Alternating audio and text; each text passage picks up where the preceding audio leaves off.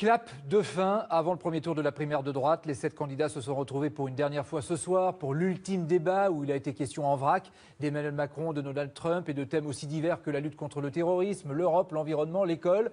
Les favoris des sondages, comme leurs challengers, ont lancé leur dernière salve avant le vote de dimanche. Il y a eu des sourires en coin, pas véritablement de clash. Les temps forts avec Julien Gasparuto. Ils sont arrivés les uns après les autres, sans jamais se croiser. Ambiance très tendue à l'ouverture de ce troisième débat. Rapidement, Nicolas Sarkozy est interrogé sur les soupçons de financement libyen dans la campagne présidentielle de 2007. Colère froide de l'ancien chef de l'État. Quelle indignité. Nous sommes sur le service public. Vous en avez parlé vous-même hier soir. Vous n'avez pas honte de donner écho à un homme qui a fait de la prison, qui a été condamné à d'innombrables reprises pour diffamation et qui est un menteur. Deuxième échange musclé quelques minutes plus tard entre Jean-Pierre Elkabbach et Bruno Le Maire. Ne laissons pas le monopole du renouvellement politique à la gauche. Pourquoi ça ne fonctionne pas alors avec vous? Et qu'est-ce qui vous dit, Jean-Pierre Elkabbach? Qu'est-ce qui vous dit que ça ne va pas fonctionner? Vous connaissez déjà le résultat de dimanche. Je suis candidat à la primaire.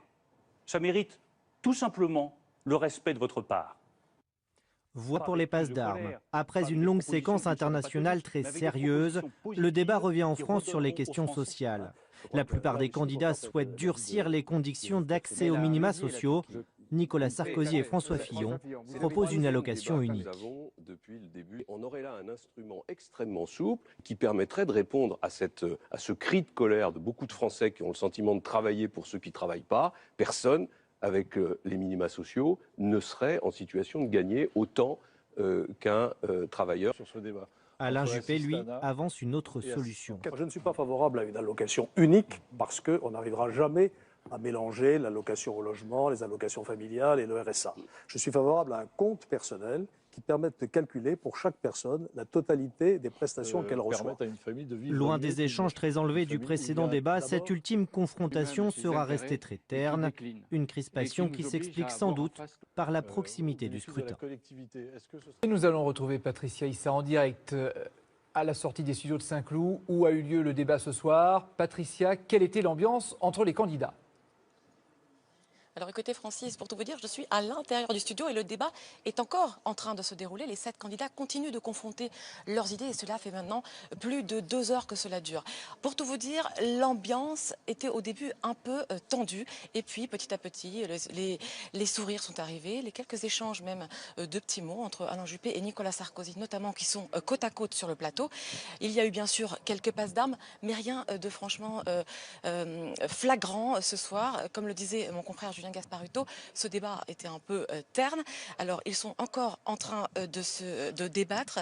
Je vous le rappelle, le premier tour de la primaire, c'est dimanche prochain. Alors, Alain Juppé, Nicolas Sarkozy et François Fillon ne sont pas sortis de leur ligne. Ils maintiennent le cap et gardent leur calme. Merci Patricia, ne parlez pas trop fort puisque vous le disiez, le débat se poursuit encore pendant quelques minutes et on va en faire le duel politique du Grand Soir 3. Bonsoir Judith Vintraube du Figaro et bonsoir Anne aux Enchères de l'Express désormais, il faut que je m'y habitue. Oui. C'est parti pour 5 minutes de débat. Le dernier débat, vous l'avez suivi évidemment. Est-ce qu'il y a un gagnant ce soir ou un perdant peut-être aussi ? J'ai trouvé quand même qu'on sent que François Fillon a le vent dans le dos et qu'il était un peu plus à l'aise que les autres qui se montraient fébriles, qu'il y avait des petits passages à vide pour Alain Juppé ou même pour Nicolas Sarkozy. Après, il n'a pas eu beaucoup de contestations parce qu'il a développé de façon très claire et nette, notamment sur l'éducation, son projet. C'est vrai que ça donnait... Mais personne ne lui a dit « mais vous avez été ministre de l'Éducation, puis vous avez été Premier ministre ». Donc bon, c'est vrai qu'il a un petit côté l'outsider qui arrive. Mais pour vous, c'est qui le gagnant? Eh ben, on est encore d'accord parce que je vais dire pareil. Vous regardez trop la télé, vous regardez trop les sondages, voilà, je vous l'assure. J'étais sûre que vous alliez m'accuser. Parce que c'est évident. M'accuser de suivre les sondages. Non, je vais vous dire pourquoi j'ai trouvé que Fillon s'en était le mieux sorti. Parce qu'il a réussi, et notamment dans cette controverse avec Juppé sur les fonctionnaires, sur les emplois, la réduction des emplois publics, du nombre de fonctionnaires, à marquer vraiment sa différence. Oui, son programme est un programme de réforme radicale. l'adjectif a été prononcé par un journaliste qui, bizarrement, s'est senti obligé de s'excuser.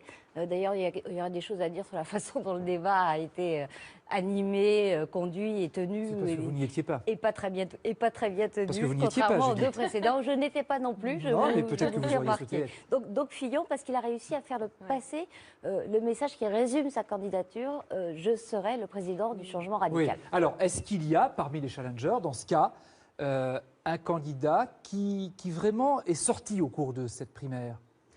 Fillon, excusez-moi, si on parle oublions des les trois, parce que Juppé, Fillon, Sarkozy, aujourd'hui, ça fait partie des... Ce qui est quand même incroyable, quand même, Francis, c'est qu'il y a eu des vérités hebdomadaires dans cette primaire. Au début, on a dit... c'est le blast Sarkozy qui va tout prendre sur son passage. Après, c'était c'est plié, c'est Juppé, mais c'était quand même dans un match à deux. Et maintenant, tout d'un coup, il y a une espèce de dynamique. François Fillon, on verra bien jusqu'où il ira, mais qui vient ébranler quand même ce match fermé à deux. François Fillon, il menace qui? Plutôt Alain Juppé ou plutôt Nicolas Sarkozy? Alors justement, pour l'instant, normalement... Alain Juppé bénéficie, j'allais dire Nicolas Juppé, c'est pour dire la confusion dans laquelle je suis, bénéficie d'avance qui reste assez confortable, quoi qu'elle soit dans la marge d'erreur. Là, dans le dernier sondage IFOP, ils sont à moins de 5 points les uns des autres. On est complètement dans la marge d'erreur. Et normalement, disons qu'il y a deux, comme j'ai dit, la réforme radicale. Comme j'ai dit, la réforme radicale, normalement, ceux qui veulent des changements nets devraient arbitrer entre François Fillon et Nicolas Sarkozy. Hein, d'accord, c'est clair, c'est clair. Si vous voulez, c'est que jusqu'à maintenant, il y avait cette logique de dire beaucoup choisissaient Alain Juppé pour faire barrage à Nicolas Sarkozy et choisissaient même Nicolas Sarkozy pour faire barrage à Juppé. Ça, on l'a un peu moins dit, mais ça existe aussi. Oui, non, mais ça n'existe quasiment pas. Le taux d'adhésion à la candidature, les gens qui votent Sarkozy parce qu'ils adhèrent à ce qu'il propose et à ce qu'il est. Moi, j'ai rencontré des électeurs qui disaient je ne veux pas d'Alain Juppé et Nicolas Sarkozy est le mieux placé pour le battre. Il ne représente pas mes idées, etc. Moi, je rencontre chez François Fillon. Et donc, alors ça dépend où vous êtes. Bon. Voilà, bon. Donc toujours est-il que... Ce qui veut dire que c'était très flou tout ça. Oui, exactement. Mais je trouve surtout qu'il y a une espèce désormais de pudeur des sondeurs qui a quand même peut-être un petit effet Trump là-dessous et qu'en effet les marges d'erreur ont été un petit peu revues. Et des éditorialistes qui vont avec parfois aussi peut-être. Oui, peut-être. On va revenir maintenant sur un qui n'est pas dans la primaire, c'est Emmanuel Macron qui a annoncé sa candidature hier. Est-ce qu'il peut bousculer, parce que ça je l'ai lu dans les éditos aussi, la primaire de droite ou brouiller les repères? Moi, je ne crois pas. La seule façon dont éventuellement il aurait pu les bousculer, c'est de convaincre des électeurs de gauche de ne pas aller voter à la primaire de la droite, de se garder en quelque sorte, d'économiser leur énergie, leur conviction pour lui à gauche. Mais ça me paraît un effet très faible. Il peut quand même un tout petit peu grappiller sur Alain Juppé parce que il y a eu un moment un effet des centristes et un petit nombre d'électeurs de gauche qui se disaient si on veut vraiment pas avoir Nicolas Sarkozy, il faut qu'on aille voter. Là, ils ont éventuellement une autre candidature avec 30 ans de moins, comme on dit. Donc ça peut en dissuader quelques-uns. Maintenant, je vais vous demander de vous mouiller. Ce sera quoi l'affiche finale dimanche soir? Judith? Moi, je dirais Fillon-Juppé. Anne? Moi, je pense quand même que ce sera Juppé-Sarkozy. Ah, d'accord. Eh bien, on verra. On verra la semaine prochaine. Merci, Anne Rosencher. Merci, Judith Vintraube, d'être venue sur ce plateau. Ouvre sur la primaire de droite, évidemment. Libération titre sur la grande régression en parlant des programmes des différents candidats. Le journal parle de purge dans la fonction publique, de libéralisation à tout va, de suppression de l'ISF, un concours de réforme radicale. L'opinion estime que cette primaire a permis de voir ce que la droite a dans la tête et dans le ventre et se félicite au contraire des réformes annoncées destinées à relancer l'économie. Mais la primaire est pleine d'inconnus. En premier lieu, le taux de participation, rappelle le journal. Et puis l'Humanité voit déjà un gagnant, le patronat, dans l'ombre des candidats, parce que selon le quotidien, toutes les idées de la droite reprennent les revendications du MEDEF, à tel point, ironisent nos confrères, que les représentants du patronat ne savent plus quel candidat choisir. Et pour finir, après la gauche plurielle, voici la droite plurielle à la une du quotidien 20 minutes, car chacun des 7 candidats a réussi à affirmer ses différences, est-il écrit en dessous du gros titre. Alors évidemment, pas de débat politique. Martin, bonsoir, merci d'être avec nous sans réseaux sociaux, hein, c'est comme ça. Vous êtes avec nous sur ce plateau ce soir. Il y a eu de l'activité ce soir sur les réseaux sociaux? Il y a eu quasiment autant d'activités que lors du premier débat il y a un mois. Francis, on a compté ce soir près de 200-220 000 tweets sur le temps du débat. Sur le premier débat, on avait compté 225-230 000 tweets. Avec une pointe à 21h20, 2096 tweets à la minute. C'est au moment de la réponse de Nicolas Sarkozy sur les affirmations de Takieddine. Et le tweet le plus reposté, le voilà. On l'interroge sur la Libye. Nicolas Sarkozy répond « Vous n'avez pas honte ». Du coup, il ne répond pas. Malinx, le lynx, un tweet de nos confrères du Lab d'Europe 1. D'ailleurs, il faut noter que sur les 7 candidats, c'est Nicolas Sarkozy qui est le plus cité dans les tweets. Est-ce que ça veut dire quelque chose, ça? Parce que c'est en pour ou en contre. Nicolas Sarkozy est assez clivant, et notamment sur les tweets, donc en pour ou en contre, il est très très cité, donc, généralement. Il y a ce tweet qui a beaucoup circulé. Qu'est-ce qui a été le plus commenté? Alors voilà, il y a également les candidats les plus recherchés. C'est ce qu'on appelle la course de cheval. C'est sur le moteur de recherche Google. Ce sont les recherches au fur et à mesure du débat, pendant le débat, à quoi les gens s'intéressent en regardant le débat, à qui ils s'intéressent. Et le gagnant de cette course de cheval, ce soir, est une gagnante. C'est Nathalie Kosciusko-Morizet qui a été le plus recherché sur Google, devant François Fillon et Alain Juppé. Là, ça veut peut-être dire quelque chose.